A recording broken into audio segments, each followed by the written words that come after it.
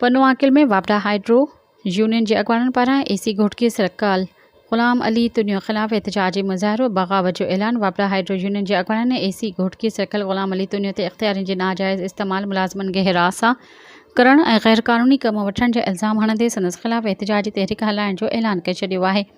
Union अगवाननि मूजिबि ग़ुलाम अली तुनियो अॻु में प्लानिंग डिपार्टमेंट में मुक़ररु हो, पर खेसि ऑपरेशन शोबे में मोकिलण बैदि सेबको जा मामला सख़्त मुतासिर थी रहिया आहिनि।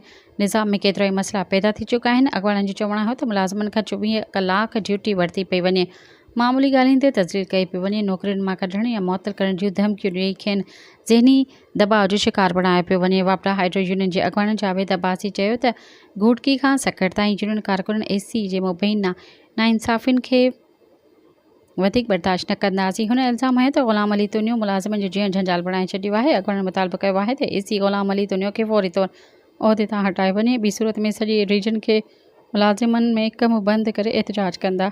सब्सक्राइब कयो अवामी न्यूज़ HD खे ऐं ताज़ा तरीन ख़बरुनि लाइ ॾिसंदा रहो अवामी न्यूज़ HD।